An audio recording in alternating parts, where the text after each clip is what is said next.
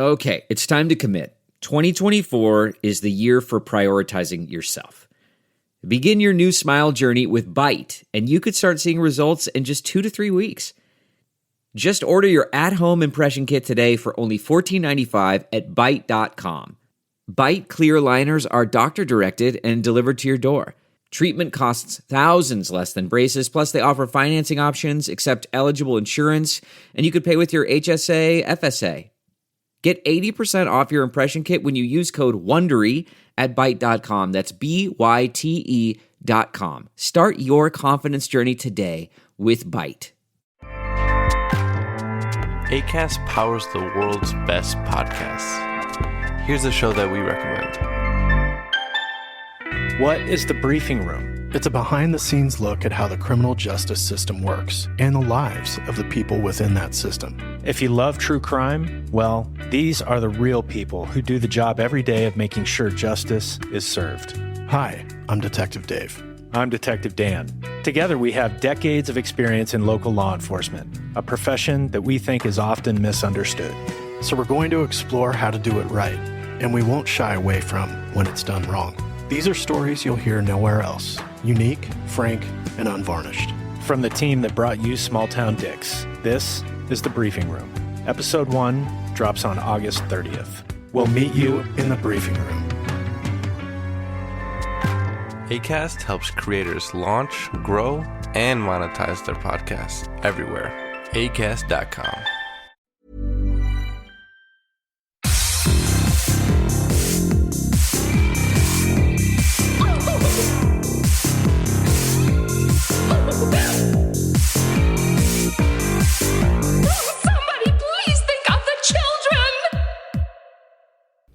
And welcome back to Little Cuts, our weekly mini-sode where we dig into the things that we've been watching recently. I'm Terry, and that was a weird cadence. I apologize. It gave me time to burp silently, so thank you so much. Always just thinking about you, Mary Beth. So much. That's why I did it. It's all for you. Anyway, I'm Mary Beth, by the way. I'm Mary Beth, in case you didn't know. This week we are talking A Boy and His Pup. A boy who becomes a pup, which I'm very excited for these two paired things. Mary Beth's hellish analog horror journey, a murder submarine, a surprising backpack trip, and a parody so successful it spawned a subgenre in the early aughts. Yeah, and didn't age very well, but we'll get into it. But first, I want to hear about A Boy and His Pup. I love my boys goodness. And pups. Okay. Oh God. I feel like that was the wrong thing for me to say. Maybe. So this is a movie that just premiered at Beyond Fest called Good Boy. It is from Norway. It's Norwegian. And it is about Christian, a millionaire heir who meets Sigrid, a young student, on a dating app. I regret everything I did. They hit it off very quickly. And she comes home to hang out with him that night and realizes that Christian lives with Frank, a human who dresses up and acts like a dog. Actually, acting like a dog isn't exactly what's going on with Frank. He is a dog. I mean, he's a human, but he's not acting. He just is simply, in the words of Christian, he's simply a dog. Is it a sex thing? No. It is, but although she does Google and watches videos about pup play, because she is instantly turned off by this fact, because she has sex with him and falls asleep in his bed, and then when she wakes up in the morning, there is a man in a dog suit on the floor panting at her. And then Christian's like, "Oh yeah, that's Frank. You should treat him like a dog. He feeds him out of a dog bowl. He feeds him doggy treats, takes him on walks." And you start to she's instantly confused and a little horrified by this turn of events. And so, but she finds out, yeah, that's Frank. That's Frank. finds out that that this guy is a multimillionaire. She decides to go on another date with him and talks to him and tries to figure out what is up with Frank. And it kind of goes from there. And I'm not going to say anything else because to say anything else would be to spoil this movie. Needless to say, it gives me, again, without spoiling anything, gives me fresh vibes in terms of like, you never know who, not in terms of like cannibalism, but in terms of like, you never know who you're going to meet on these dating apps. I can't really say anything else without spoiling it. I enjoyed this film. It kind of is a little predictable in terms of where it's going to ultimately go. And you start to see signs of like, oh, I don't know if I would be doing this. But I enjoyed it. It's interesting. Okay. Okay. Yeah. So Boy and His Pup. Okay. Holy shit, that threw me for a loop. I had not even heard of this movie. Oh my god. Yeah, one of my PR people, Bex, she reached out. She's like, hey, I have this wild movie out of Beyond Fest. Do you want to watch it? I'm like, yeah, great. sure. And you're like, okay, cool. Yeah. Uh-huh. Yeah. Just wild. It was wild. Let's talk about this hellish analog journey, though. Sorry, I don't have more to say. I have no idea. I have so many questions, I know. and I know you can't answer them for spoilers. So And that's the problem.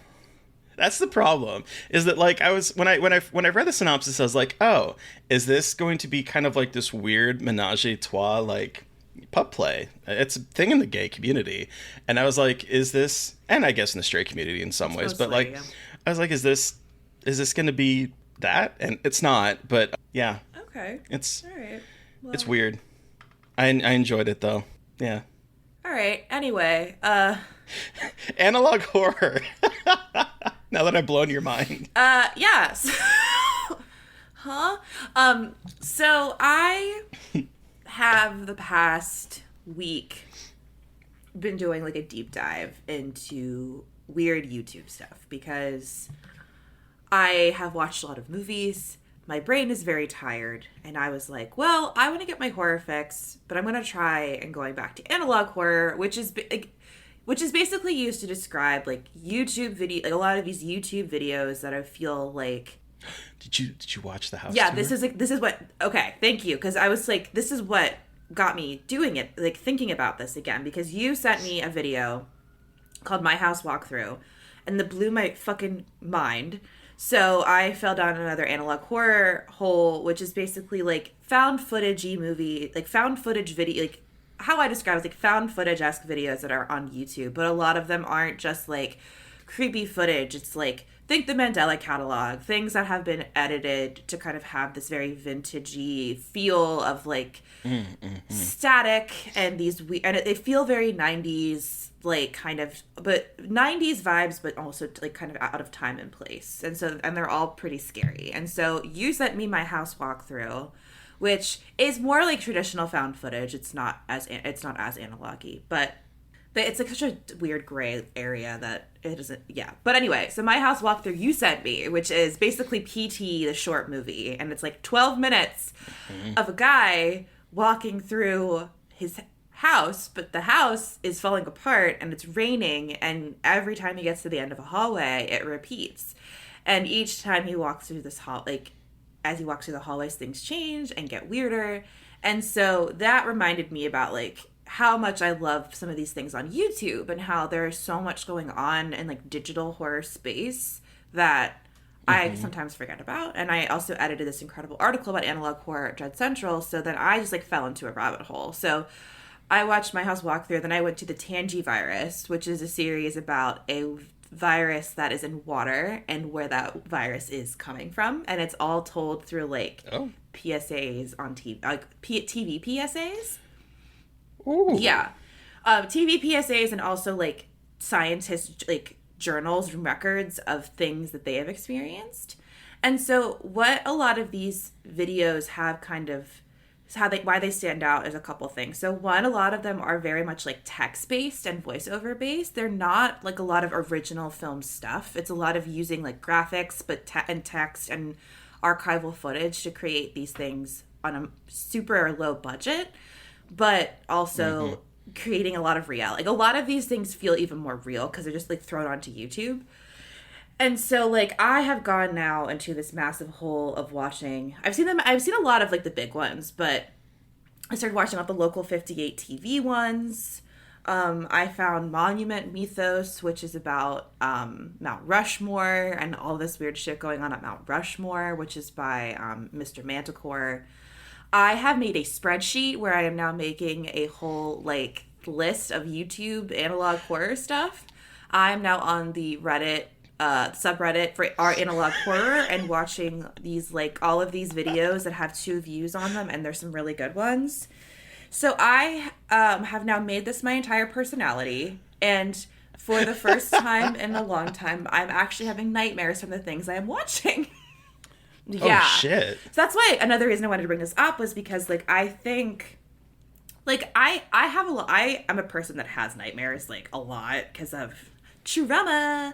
And so I just have nightmares, but movies don't typically trigger them, but watching analog horror recently has, because we all know, I've talked about before my weird, like, fears of houses that are unknowable, like unknowable spaces, and spaces that are uncomfortable, and that, like, spaces that feel familiar but aren't familiar are a huge fear of mine that for some reasons That's kind of why I was like, you have to watch this My House walkthrough, because I was like... And so, like, I have, it's, like, the reason why Skinamarink, which I think is, like, one of the closest ways, like, of analog, like, between that and World's Fair, in terms of having analog horror on, like, YouTube translating into, like, feature films, those capture it, and I think it captures this, like, weird space, like, liminal 90s space in my subconsciousness that I can't quite explain, but somehow melts my head and makes me feel like I am, like, floating. It sounds very crazy. I swear I'm sober talking about this, like, but it just taps into this weird fear, and it's been fascinating to dig into it and see how scary. What if we do a Fresh Wounds episode on these YouTube videos? I mean, I'm down. I could talk about this shit forever. I'm, like, rewatching Marble Hornets, because that was one of, like, the first big ones. So yeah, I'm just, like, going through a very fascinating analog horror journey on the internet, and there's some weird shit out there, guys, and it's great. So if you have any suggestions for things I should be watching, let me know. So yeah, Please. That's my journey. Wanted to share that. Yeah. That's wild. I have a lot of thoughts about this too, in terms of, like, the 90s aesthetic, particularly with, like, also video games have, like, indie horror games have been going back to, like, a PSX, like, aesthetic of really crappy visuals, like, purposefully doing so to, like, rekindle kind of, like, almost like that nostalgic feel, I guess, of that time period. Yeah, and I also think that because if, like, and so I was home wedding planning stuff and was talking to I have a 20-year-old brother, and I was asking him about this because he loves this stuff. And it was really cool to hear his perspective as someone who uses YouTube a lot different than I do. Mm-hmm. And he thought a lot of these things were real when he first found them. Like, he actually, because... Oh, wow. Because so much of them, like, feel so... they feel like old TV announcements or, like, PSAs or commercials. And the way that they're made, if you don't... You know, if you stumble upon them on YouTube and you don't know anything about them, like, they do seem real.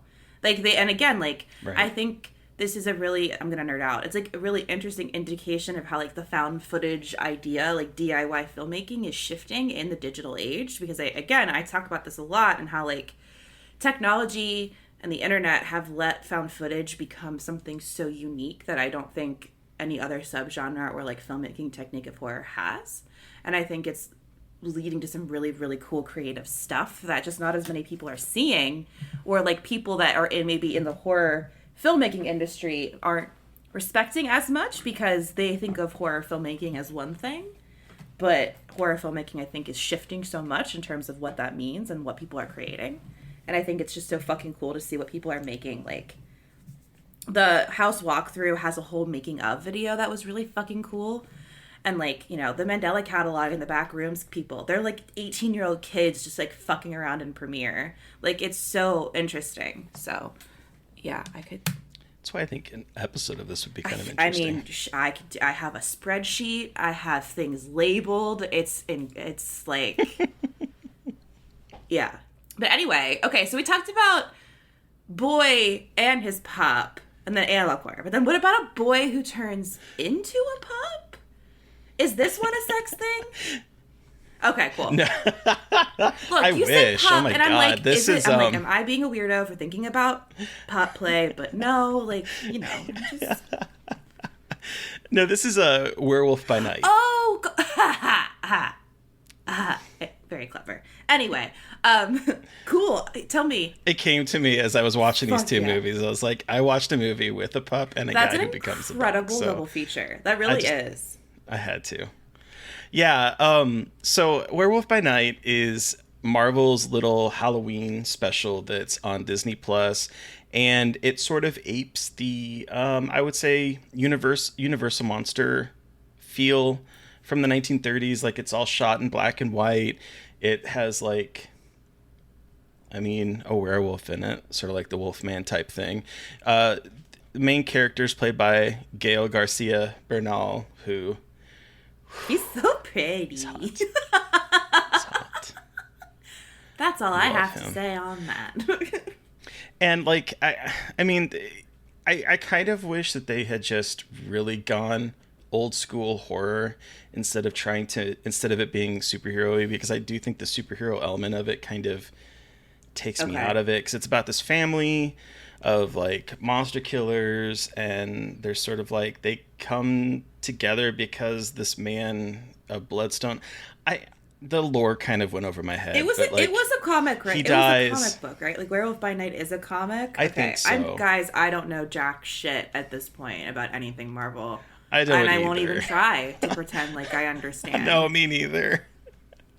But guy dies, has this Bloodstone. I think his last name was Bloodstone. Ha! And everyone is Shocking. trying to... I know, right? And everyone is trying to, like, become the next person in charge of this monster hunting organization. And so they've unleashed a monster in a closed-in area, and everyone has to...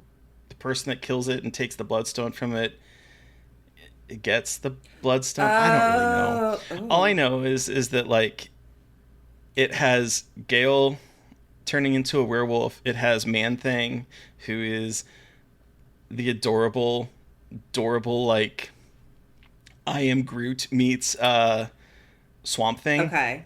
Wow, there's In a someone way. called the Flaming Tuba in this show. Oh my God, there is a flaming tuba in this.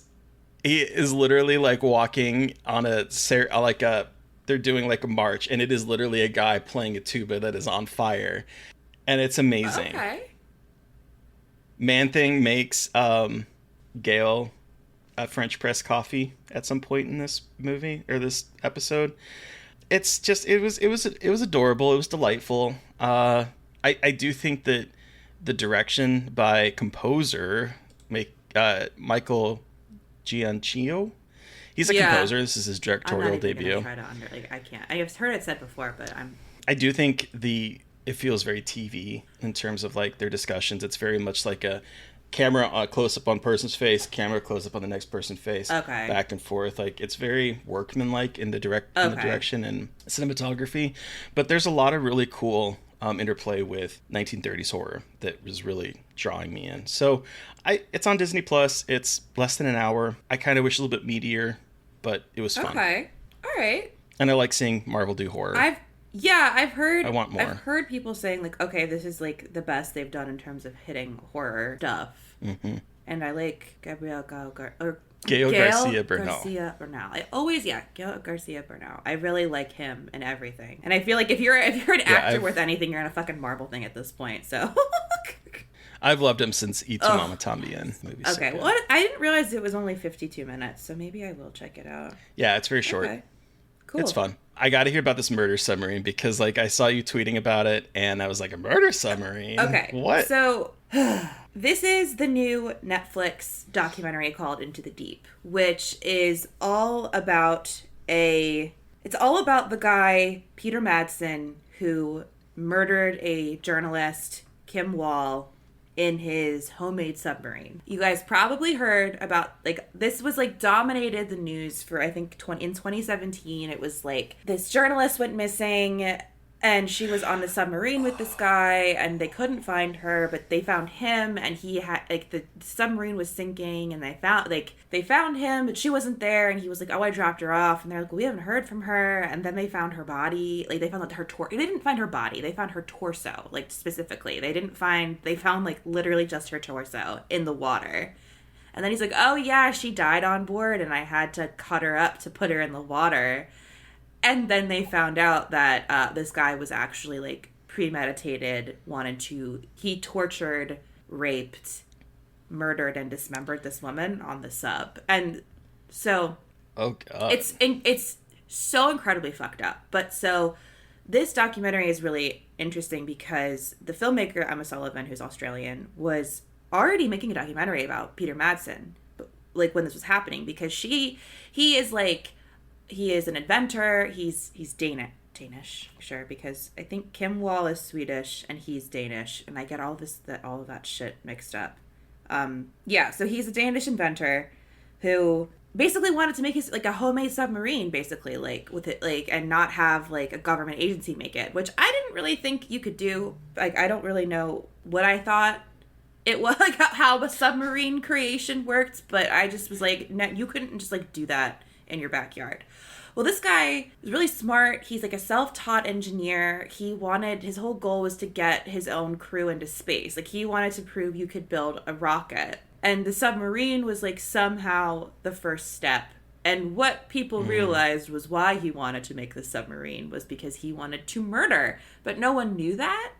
So they're making this so the documentary that Emma starts making is, like, interviewing him about, like, making the submarine and the process of that and all of the interns and volunteers that, like, he has kind of acquired in this journey. And so the footage is flipping back and forth between, like, them recording before the murder and then after. And the whole thing is about Emma and all of these people who knew Peter, like, realizing that this guy's a fucking sociopath. And it's all about... It's really interesting because it's all, like, their realization. Like, one of these women who I believe was in a relationship with him realizes that she was on, like, one of the women he wanted to kill. Like, he could have killed because he was like, hey, I want you to come on the submarine with me alone.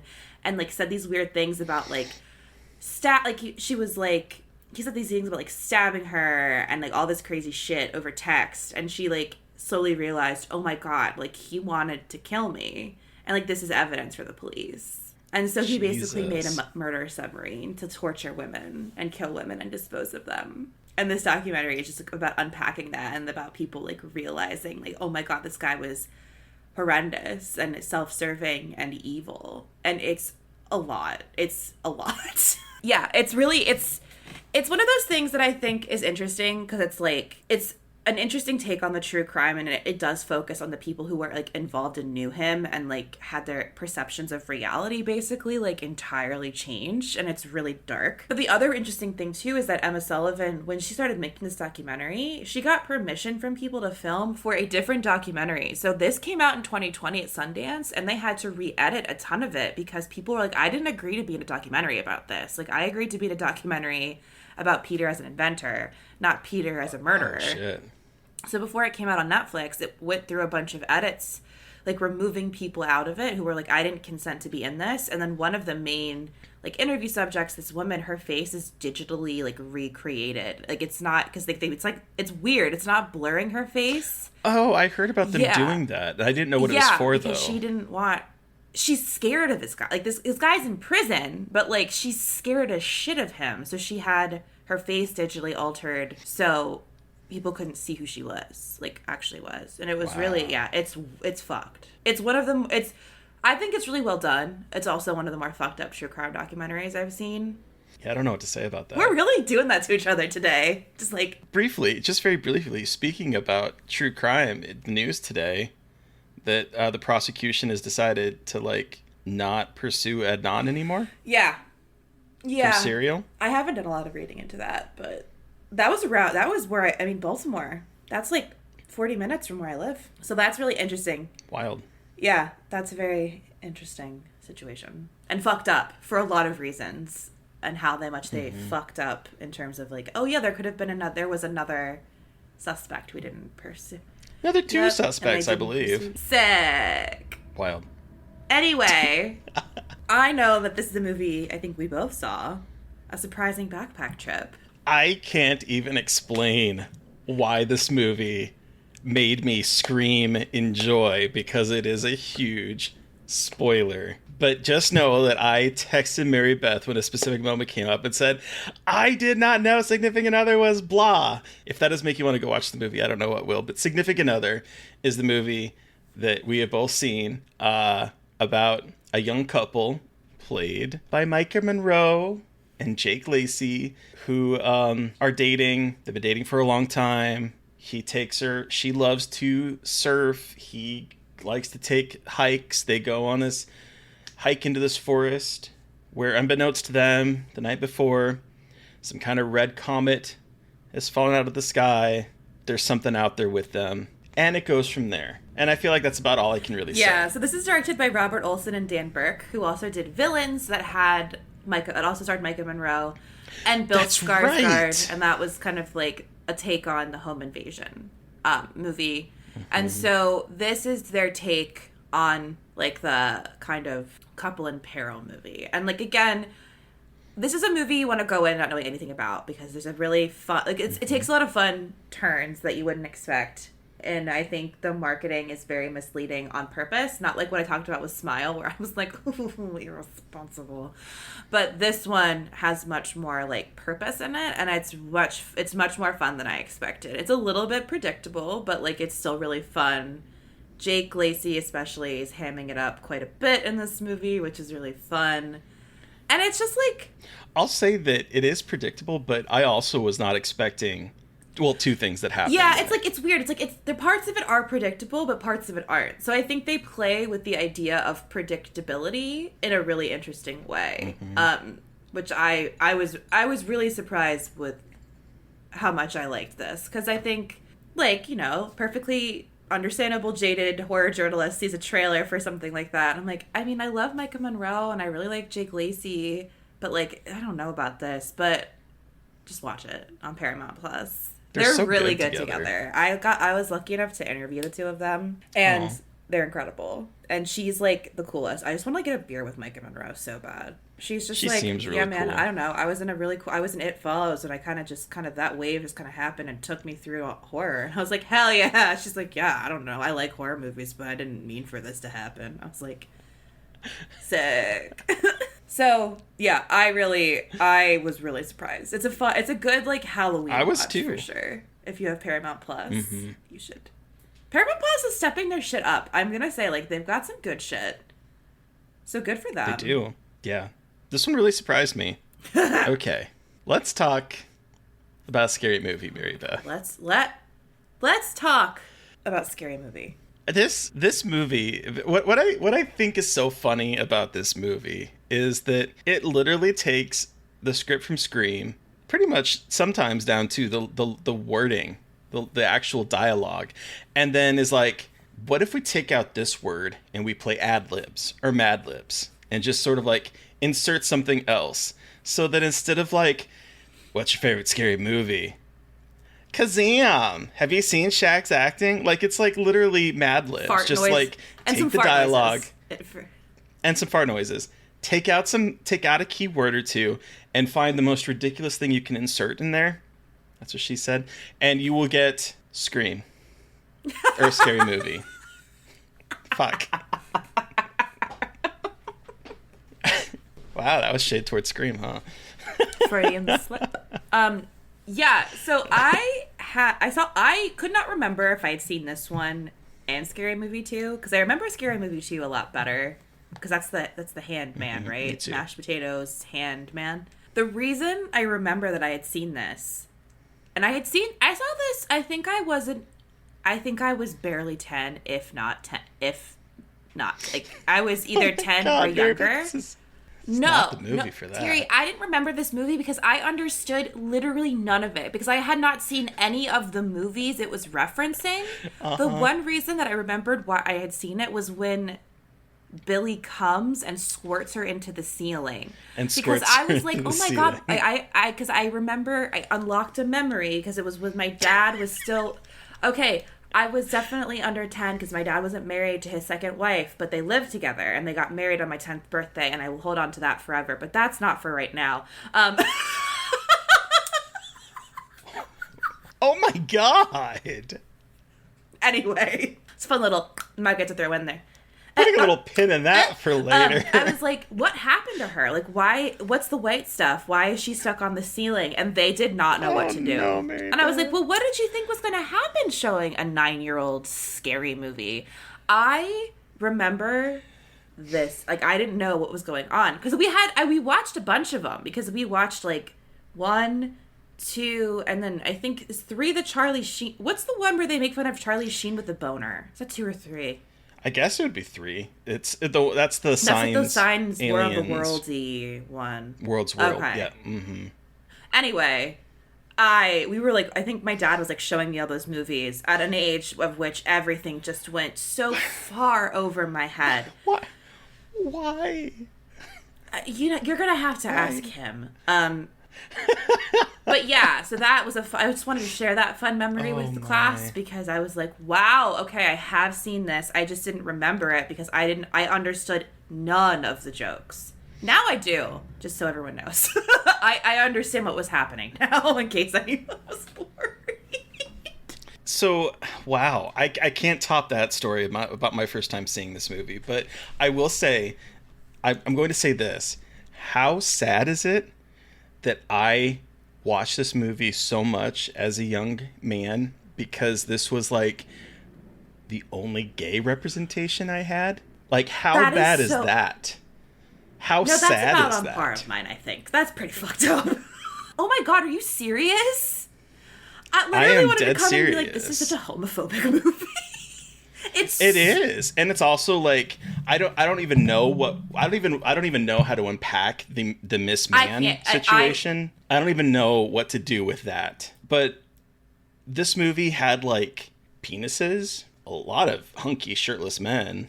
Like what's his name? I cannot remember what his name is. Is it Lachlan? Something Lachlan? Oh, the blonde guy. His name is Lachlan. Mm-hmm. It's the douche. Lachlan sounds. It's douchey. Why can't I think of what the actor's name is? But he's in it, and I was like so attracted to that man when I was younger. It's just like, yeah, this was the gay content that I was given. Like a lot of it is about like because they're playing a lot with like the sexual tension between Stu and Billy in the original one. Which I was like, oh, interesting. But then they just, like, make it all about, like, weird claws. Like, it's just very much like, oh, dude, I sucked your dick. And it's like, no, I'm not gay. Like, that kind of stuff. And it was like, oh, God, all of this, every bit of it aged poorly. Dewey's character is a terrible, bad. He is realized as someone with a learning disability, and they use the R slur quite a bit about him because this was 2000, so great. Yeah, transphobia, homophobia, fat phobia. I mean, we knew this going in. It was going to be like this, but it is wild to see what humor was like in 2000. Like the number of fart jokes that going on here, absolutely, and like diarrhea, poop jokes. I mean, like it's got everything a young boy loves. Mm-hmm. And people loved it. It spawned a bunch more, and it spawned a whole genre of the horror, like you said in the intro, like a bunch of parodies of movies. Date movie, epic movie, disaster movie, vampires suck, like superhero movie, I believe was one. Like, and the ones I just listed were just ones by the people that were associated with this as writers.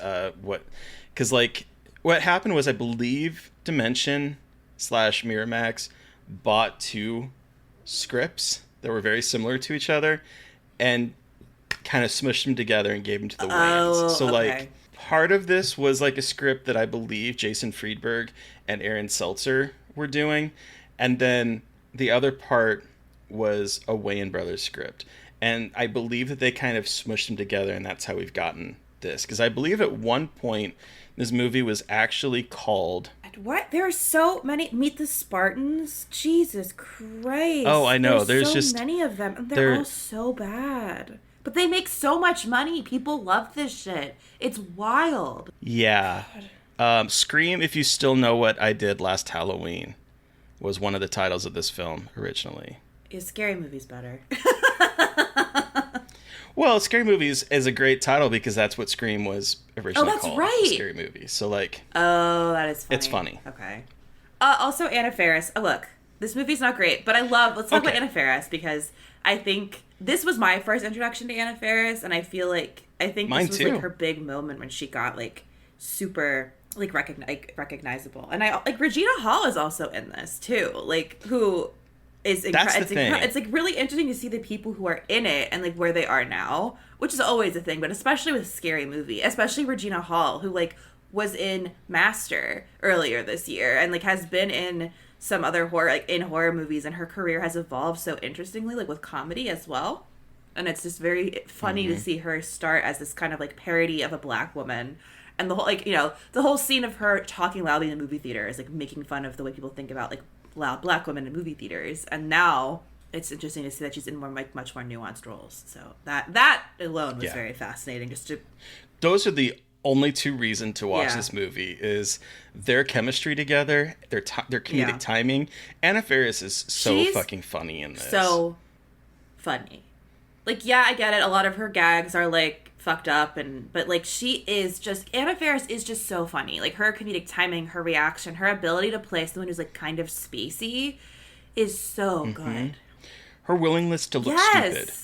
To willingness to not be the kind of cute woman that like a lot of times movies will pigeonhole. She's willing to go for that gag regardless of how ridiculous it is. And I love that about her. And I have loved her ever since I saw this movie. And I think that part of like my nostalgia for this movie is probably because of her and Regina Hall, because I think they are just both so hilarious in these roles, and their willingness, both of them, to really just kind of go for that gag. I agree with that 100%. Like, there's a part where they make fun of The Matrix, and it's Anna Faris and parody Ghostface running around, and there's a part where she Irish dances in the air, and it's like it's just so like basic, but it just made me laugh. I don't know. I just like it's so dumb, but it's funny. I love it's so funny. Like, and that's like some of the jokes here are kind of funny because they don't rely on like making fun of a minority group or like someone different. There is some funny stuff in here. Like the Blair Witch parody part did kind of crack me up. I was like, okay, that is pretty funny to me. Like, I mean, everyone's made fun of it, but still, like, I thought that was pretty funny. Well, and what I love that this movie does that a lot of these the kind of follow-ons, the date movies, epic movies, yada yada yada, don't do, is this nails the look of that 90s dimension horror film.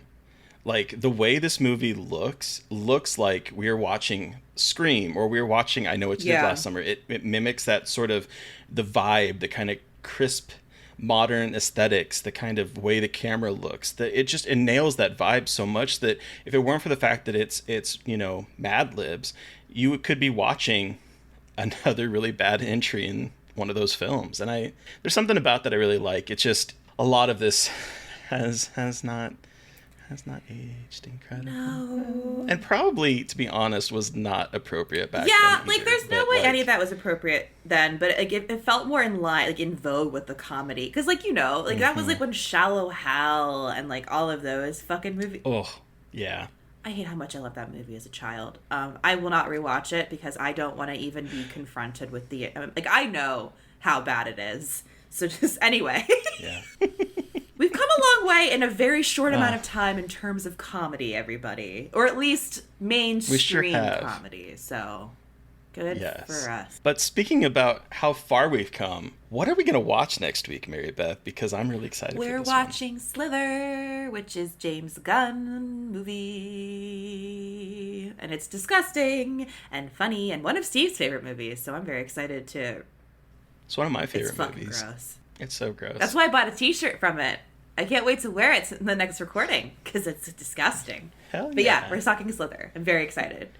Because the movie we talked about earlier in the series is like a direct lead into Slither, which is one of the reasons why we were excited to talk about it. So, and then who are we talking to on Monday? Ooh, we're chatting with Vanessa and Joseph Winter, the filmmakers behind Deadstream, and a segment in the upcoming VHS 99, and they brought with them the iconic Don't Look Now.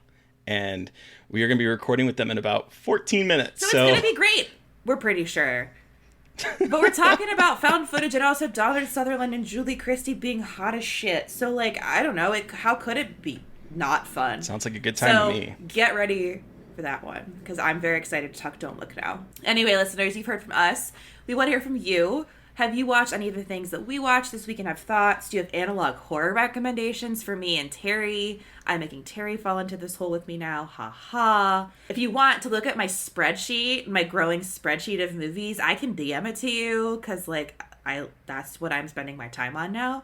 I'm not planning a wedding and have a full-time job. Of course I'm going to start another, like, research project. Why not? Anyway, send us an email at scarredforlifepodcast@gmail.com, or you can reach out to us directly on Twitter. I am at MB McAndrews. And I'm McGailey And, Dreadful. of course, don't forget to follow the podcast on Twitter at Scarred Podcast. And please don't forget to review, rate, and subscribe.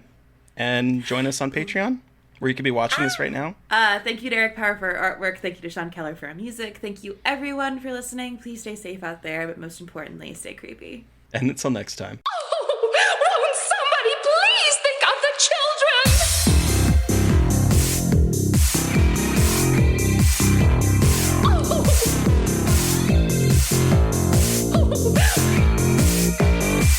Won't somebody please think of the children?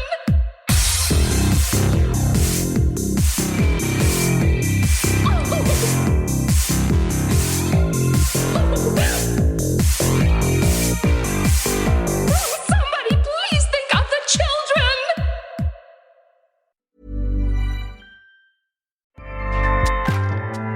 Acast powers the world's best podcasts. Here's a show that we recommend. What is the briefing room? It's a behind-the-scenes look at how the criminal justice system works and the lives of the people within that system. If you love true crime, well, these are the real people who do the job every day of making sure justice is served. Hi, I'm Detective Dave. I'm Detective Dan. Together, we have decades of experience in local law enforcement, a profession that we think is often misunderstood. So we're going to explore how to do it right, and we won't shy away from when it's done wrong. These are stories you'll hear nowhere else. Unique, frank, and unvarnished. From the team that brought you Small Town Dicks, this is The Briefing Room. Episode 1 drops on August 30th. We'll meet you in the briefing room. Acast helps creators launch, grow, and monetize their podcasts everywhere. Acast.com.